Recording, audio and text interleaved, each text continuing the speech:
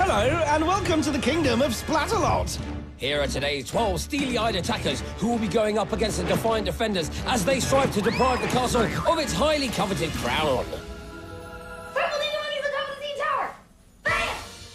Will these dreaded defenders be able to fight off the invading horde and keep the crown for themselves? Selfish. Or will the attackers reign supreme? Either way, they'll be tumbling, tilting, teetering, and above all, splatting!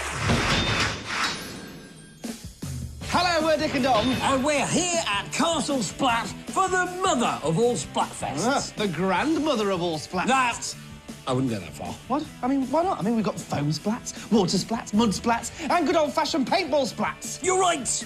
We've got a granny splat on our hands. And this is how it works. All 12 attackers try to cross the moat. The fastest 6 go through to the stockade. And the first 4 to escape go through to the final, where there's just one chance to place a paw on the Splatalot crown. Let's take a closer look at the first round, snappily titled The Merciless Moat. It all starts with a trip across the bamboozling battle balls. They'll boozle your bams. Onto the slippery slope and across the rolling mace. Slip up and you'll get slammed. Then it's down the impossible incline and up onto the beastly battle axes. They'll slice you thinner than Parma ham. Then it's time to risk the rope bridge of disaster. It would be quicker if you swam. Finally, a bounce on the heinous helper will take the attackers over to the finished platform. Wham, bam, thank you, ma'am, for the splats. So that's the first round. 12 enter. None survive. Wait. All right, I mean, the 6 fastest go through to the next round. But it's not just the obstacles they'll have to defeat. No, they'll also face... the defenders, whose job it is to slow those attackers down. Defending the moat today, the simply sneaky ballista. Hello, attackers! The simply horribly vicious nitrous. And the simply... Just say Thorn. It's Thorn. Are you ready for us? Because we're ready for you. Got it. Understood. We'll be talking you through the action from our commentator's splat-proof shack. Yes, it's just like Wimbledon, really, except the balls are filled with paint, covered in goo, and fired from Splatzookers. Over to the course. The king has arrived. Hang on, is he the king? Nitrous doesn't seem to think so. It's a good question, though. Who is the king right now? Have we got a supply king in? Well, here's the first candidate, Taylor. Go on, Taylor. And she's off. She's right off. Let's hope that isn't a sign of splats to come. I wouldn't hold your breath, darling. Especially as Ballista's lining up a shot. How are you, Ballista? We're fine. She's fine. She fires and she splats. Told you not to hold your breath. What a splat! Lovely shot. Taylor shakes off the face splat and makes a run for it. Oh, who's jammy? A whole body mode splat with an unusual sideways twist. Is that splat of the day? What? So soon? Taylor's onto the impossible incline, takes that fast and welly chin. Take that. A head-first rolling splat. She's splatting majestically. It's like she's the queen of splats. Just calm down. She's only the first attacker. This looks better. Taylor makes the battle axes look like a walk in the park. And she's onto the rope bridge of disaster. Maybe her look is about to change. Crusty belly juice. Didn't she notice that big orange thing at the end? Actually, shouldn't we have a scarier name for it than the big orange thing? The outrageous obstacle? That'll do. You're not going to get the crown like that. Tiara, though. You ain't getting a tiara. Taylor jumps for the platform. Oh, dingle. I think Taylor deserves a tiara for that splat extravaganza. What you will get is a face of that. Evil Thorn laughs, but Taylor still posts an impressive time of 5:04. No one's right out, yeah! Attacker number 2, Devin, sped over the battle balls and now faces Ballista. What are you thinking about now? Probably something like, shut up and don't splat me. Devin, she's very pretty, isn't she? Yeah, she is pretty. Pretty scary when she's got a Splatzooker in front of her. Can we concentrate on the game, please? Come on, Devin, get on with it. What are you waiting for? Very fast run from Devin, straight down the... Oh, and straight off the end of the mace. And the replay reveals what an incredible leap that was. Hang on, that's a bit too incredible. Dick, are you messing about with the pictures again? Oh, yes, sorry. There you go. Thank you. Look, I've told you time and time again not to press any of the shiny buttons. Sorry. But it's got to stop. Play yourself in the face. What? You heard me. Thank you. Right, can we continue? Good. Now, while Dick was being naughty, Devin made it over the battle axes and the rope bridge and has landed himself a great time of 4:29. Here's Dana. Purple ninja monkeys on top of the steam tower. Bam! If you say so, Dana. Bang! Direct hit right now. Ballista calls the shots, and she's bang on the money. Dana's now banging the motif. She's back up on the axes. Oh, and back off them. Now, Dana apparently prides herself on her swimming. Well, her diving seems to be coming along too. Oops. Dana makes it to the bridge. She's taking heavy fire from Thorn. Fungal flop. Heavy fire often leads to a heavy fungal flop.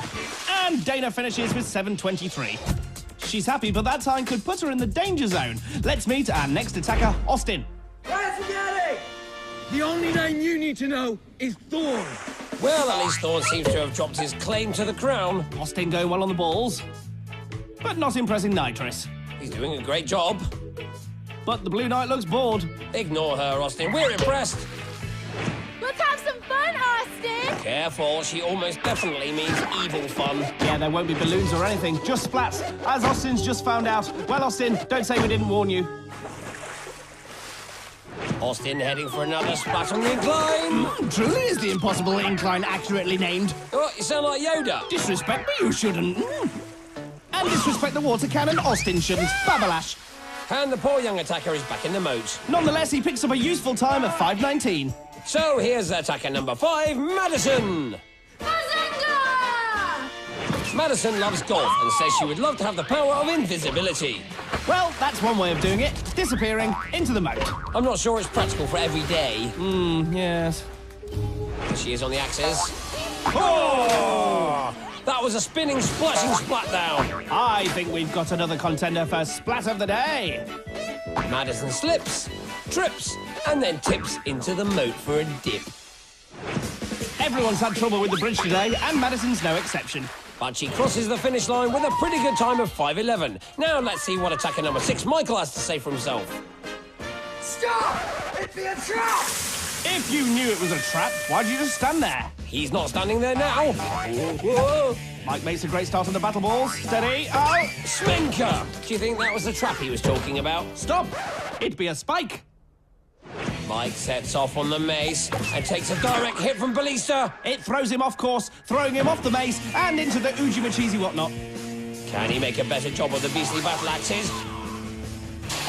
Blob Goblin! Look at all that fog! What? Oh, yes, OK, leave it to me. There you go.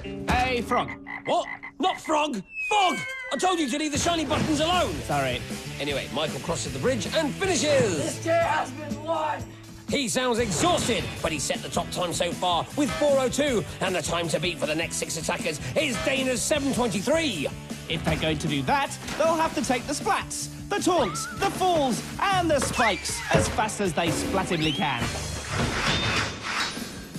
What a first half! Oh, yes, we definitely got our splats worth there. Even 2 early contenders for Splat of the Day, I think. Listen, love, how do we actually work out Splat of the Day? No, it's very complicated, darling. Oh, I imagine there's a detailed comparison of things like difficulty and duration. Probably some tricky maths, maybe an independent observer to make sure it's all fair. Sort of. So how exactly do we do it? Well, I asked my hamster. What? Yes, his name is Steve. Now, here comes the science bit. I put all the attackers' names on bits of food, and whichever name Steve eats gets Splat of the Day. But that's genius! Yes, thank you very much. And now let's remind ourselves what the bluffing hamsters is going on. Taking a look back at our first 6 attackers, we had a flying frog, a tingling tiara, a pretty tricky ballista, and a super collection of splats. Michael's sitting pretty with 4 minutes too, but Dana's getting twitchy with 7:23. Now on to the second half. The important thing to remember is To change your pants at least once a week. that only the 6 fastest attackers go through. Yes, that too. Now, so here's attacker number 7, Carley Marie. Babumski! Bless you. Carley Marie loves baking and hates spiders. Blast Walrus, how does she feel about battle balls to the bonce?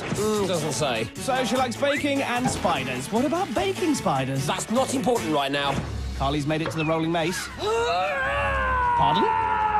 Whoop! Snizzle wipe! And Carly's off pretty much straight away. Did Ballista just growl her into the moat? You call that a scream? Master Thorn! Watch this! Bum-ba-bum-shire! And Carly takes a splat for her troubles. Ballista once again showing off her precision splat zookering skills. Yes, pretty Ballista is now being pretty cheeky. Carly now at the rope bridge of tank strap. Will she do any better on the heinous helper? She leaps. Oh, Bimble. Bimble indeed. She fell, but she bounced back and finishes with a time of 5:19, knocking Dana out of the tournament. Here's the next attacker, Chris. I'm on a castle. Strictly speaking, you're in a castle. We do like to be geographically accurate. You forgot the most important thing. This is my castle. Oh, no, not this again. Yeah, Chris, you're not just on any castle. He's not on any castle at all. In fact, he's in the moat outside the castle. We can all agree he's now on the mace. Except for the fact he's not now. Okay, okay. Are we all agreed that Chris is now in the moat? Yes. Onto the axes. Ha! Yes! Even with just one weapon. We'll still get you, my dear. Get him, Tori! And he does. Chris gets the wet end of the water cannon, but it's not quite the full splat. And Chris finishes in an amazing 2:37, the fastest time so far by a mile. Here's attacker number 9, Jesse. I can't swim. Oh, so the moat challenge might not be right for you then, Jesse? Skip to attacker 10. Yes. I'm a taco! Welcome to the world of Thorn. Boo hockey! Carina's scared of ghosts and wants to be a lifeguard. A lifeguard? That's just what Jesse needed. Bridport! Oh, yes, what a Bridport that was. Carina takes a splat on the noggin and into the eggnog.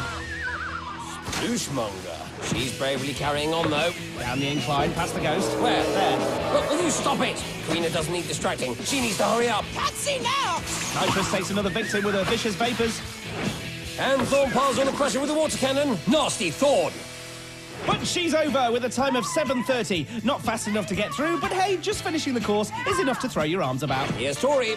Can't play with deodorant! No idea what Tori just said, but she made quick work of the battle balls and the slippery slope. Oh, nose jelly, but the mace just made quick work of her. Say hello, Tori! Hi! Tori showing everyone how it's done on the incline. Slow and steady, and then a belly flop. Yes, a skillful technique that helps her onto the battle axes. It's end of story for you, Tori. I think Thorn just made a joke. Bumble waste! That splat's no joke for Tori, but she's finished, and she has made it through to the second round. The final attacker is Mona. Cross it! She knows she's against the clock, so will want to get off to a fast start. So a slow struggle on the battle balls is not what she needs right now. But it's what she's getting. Oh, she's also getting it in the neck from Ballista. You can turn back now. Or you could run over the terrifying rolling mace. Wedge banger! These attackers need to be flattened. Talk sense, Ballista. If they were flat, you wouldn't be able to see them when they turn sideways. And then what would you fire your dirty paintballs at? I got plenty more where that came from. But Thorn's bag of spare splats are not required. Mona splats herself big time in the manjmuck. Despite the self-splatting, Mona makes it over the drawbridge in a time of 4:56, which is good enough to put her through. So, heading for the stockade are Chris, Michael, Devin, Mona, Taylor, and Tori. Oh! Poor Madison was eliminated by just 1 second. I know, I almost feel sorry for her. What is wrong with you? Why don't you feel sorry for narrowly defeated attacker Madison? Ooh, bad dick, naughty dick. Because now she gets to go home and be all warm and dry. Okay, she might not get to be queen, but she doesn't have to face the foamy stockade. I hadn't thought of it like that. You're right. She's well off out of it. Look what she's avoided. Gildar and his buckets of slime, a foam fest courtesy of Scab, and attackers desperately trying to escape whilst Kook splats them down. It's a splatcident waiting to happen. The moat challenge has left us with our fastest 6 attackers. But how will they get on in the slippery second round? They might be speedy, but pace is no guarantee of success in the stockade. Yes, because this isn't against the clock, it's against each other, which makes this challenge rather spicy. Our attackers are... Chris, Michael, Devin, Mona, Taylor, and Tori. And now let's remind ourselves exactly what the attackers will be facing in the stockade. What are you doing? So just trying to build the tension. Well, you don't need to, because the stockade is tense enough as it is. The attackers start by racing across the gigantic hexagon to get across to the smaller hexapods. They'll have to balance on the slippery pods long enough to grab rungs. Then race back over the hexagon to build their ladders. Once built, they have to grab a flag and get to the top of the battlements. The whole time being splatted by defenders, including the mucky Scab, the flappy eccentric Kookaburra, And the raging poser Gildar. don't be nasty. Welcome to Splatalot. Welcome to Splatalot. Splatalot. Single word? Splat? Splatalot! Oh, what are they like? They defy description. Time for a helmet check. That's Devin in the mint helmet, Mona in the violet, Tori with the lemon stripe, Michael with a full lemon, Taylor with a coral helmet, and Chris with the sludge. With Scab on the foam, Kook on the goo, and Gildar on the slime. Hey, and they're off. The attackers make a run for the hexagon.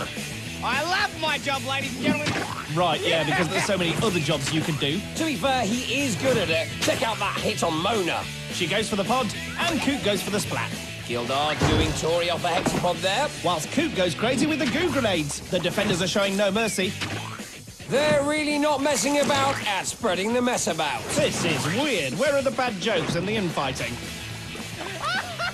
Gildar, is it just me, or does that laugh get annoying every single day? Very annoying. Ah, that's more like it. The baddies are bickering. I suspect we haven't heard the last of this. I bet you can't go this whole round without doing that annoying laugh. I bet you, my friend, that you cannot yell or say scab rules once during this round. Fine. It's on. You're on. Well, who will crack first, Scab or Cook? Oh, yes, that's much less annoying, Coot. Hey, Scab, what's that funny slogan you always say? Quick update on the reason why we're actually here. Chris and Michael are on their last rungs. Wait, I'll get it. Scab is great. Chris grabs the first flag, and he's heading back to his ladder. These attackers are literally walking round what's meant to be the messiest round. Scab, dominate. Yeah, really catchy, that one, Scab. Gildar gets his head back in the game with the slime drop on Mona. Check it out! It's not just Chris with a flag. Michael's right behind him. Both of them are through to the final. Luke leans in for a slime test on Tori. Ooh, slap bang in the goggles. Did you know that Crockness and Gildar were once married? No. What? Yes. No. Scab's just making things up, surely. Actually, I think that might well be true. I remember reading it in Gossip International. Yeah, but you can't believe everything you read in the press. I don't believe that. Gildar's so handsome. I am very handsome. Yes, but were you married to Crockness? I told you that in confidence. Thank goodness we've cleared that up. Frankly, I'm surprised at Crockness. I thought she had better taste. Taste? The woman has an alligator head for a scarf. Good point. Back to the tournament. Mona has the third flag and she's going for a ladder. And there's Devin grabbing a flag of his own. That's all 4 flags. And with 4 attackers making it to the top, that leaves Taylor and Tori all alone in the foam going home. Well put. Thank you. So the stockade has done its job. 4 attackers remain, and they will soon be attempting to capture the crown of Splatalot. Yep, Chris, Michael, Mona and Devin are all heading for the grand final. Which, let me tell you, is no picnic. Unless that picnic involves some of the following. Sploshes, splats, evil defenders armed to the teeth, more splats, and being caked in foam. But at least no wasps. What? For the picnic. You know, Dom, I've been thinking. Oh, no. You've been a really good mate to me. I mean, like when I was messing about in the first round and you made me pie myself.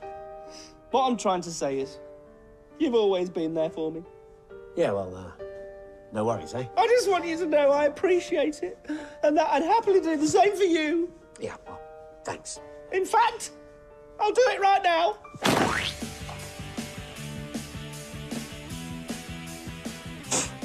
Thanks. No problem. Right, here's a quick reminder of our 4 possible rulers. The crown could go to Chris, Michael, Mona, or Devin. But standing in their way and slowing them down will be Thorn, Gildar, Kookaburra, Nitrous, Scab and Ballista. Quick splat stat. Chris has been the fastest in both rounds so far and has to be the favourite. But Michael's been right behind him all the way. One slip and Chris could be attending King Mike's coronation. Let's see what they're up against. The course starts with a pole drop into the mucky mud baths, Then it's over the slides and onto the Titanic teeter-totters. followed by the barrier of all barriers and the lily pads. Then all that's left is a climb up the water wall where the majestic Splatalot crown awaits. There it is. Lovely. Let's get going. Now, traditionally, we start with some off-key singing. Splatalot, Splatalot, Splatalot, Splatalot, Splatalot. Ah, there we go. Well, if you can't beat them, join in. Is this the worst one yet? Someone's forgotten the words. So that's Chris in the dark green, Michael in the vanilla, Mona in the mauve, and Devin in the teal. Hey, they're off, straight down into the mud baths. Followed by a faceful from the froth brother. Thorn and Gildar manning those foam pipes like the kingdom depends on it. That's because it does. Ah, Moving on. well, Mona certainly is. Gildar still foaming away. But oh! Oh, my neck! My neck! Someone give me a medic! Oh dear. Look, I'm sure he's fine. Concentrate on the attackers. Luke, splatting Chris left, right and centre. Let's see that again. Stench Hammer, he's off, but still in the lead. Here's a Gildar update. Bad news, everyone! I've hurt my neck while flipping my hair. I'm going to be unable to compete today, but I've decided to coach you from the sidelines. No, we're good, thank you. Anyway. Are you okay? I hurt myself very badly. You said it'd be fine, mate. Concentrate, Dick. There's Mona, teetering off the totter. And Cook just gooed Chris again, although he's still in the lead. Yes, but I want to know how Gildar is. As a Viking who is injured, I am very proud of you all. Very proud. And handsome. See, look, he's fine. Now commentate. All right, where were we? Ah, yes. There's Devin pulling himself out of the water, but Michael in yellow is making a play for the barriers. Yes, he's up. He's got his footing, steadies himself, and he leaps. Chris trying to join him. Oh, Scab splats him. No Viking coach required there. Devin and Mona on the totters. You know, Scab is like a crazy psycho barbarian. But in a good way. Michael is taking quite a splatting out in front. Favourite Chris still back in second place. Nitrous lines one up. Michael leaps and falls short of the water wall. Could this be a chance for Chris? Well, thanks to Thorn, we've got absolutely no way of telling. Way to go, Smoke Boy. Here's Chris, trying to steady himself on his lily pad. And he jumps, and he makes it! He's closing in on Michael, who's trying again to reach the water wall. This is getting very close indeed. Nitrous is looking determined. She can't stand the suspense, and neither can I. Would you prefer a reminder of the slow ones at the back? No, I want to see the tense battle to the finish. How about Michael doing a silly dance? No, stop it. Stop pressing the shiny buttons. This is the final. So that was embarrassing. Please. Mona's nearly at the barrier, but I don't think she can catch the leaders. Nope, looks like this is a two-horse race, and those two horses are Michael and Chris, who aren't actually ponies, but two young chaps. I think I preferred it when you were pushing the buttons. Chris struggling to get started at the base of the water wall, whilst Mona tries to make herself the third non-pony in this two-horse race. Michael is totally failing to get a grip. But Chris has finally figured it out. He's on his way up. He's getting away! Everybody, this one! I can't see anyone catching Chris now. No, Michael's still in the water. Look at him getting the crown! Too late, he's got the crown. All hail King Chris, new king of Splatalot. Sorry, Michael. That's really embarrassing, everyone.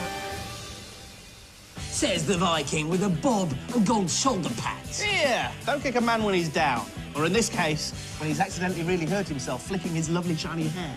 Sorry, Gildar. Well, wasn't King Chris impressive? He was the favourite, but as predicted, Michael pushed him all the way. In fact, for most of that round, he was in the lead, making it a very exciting final indeed. And the excitement just keeps coming. Yes, strike up the band and get out the hamster, because it's time for Slut of the Day. And I can now reveal that the first name Hamster Steve munched through was Madison. Let's see her splat.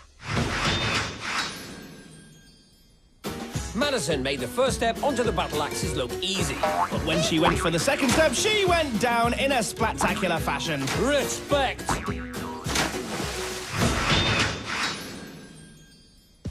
And here's something even more spectacular. No way.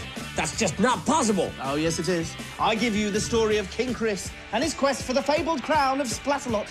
Chris showed amazing speed on the bamboozling battle balls. He followed that with amazing skill in the stockade.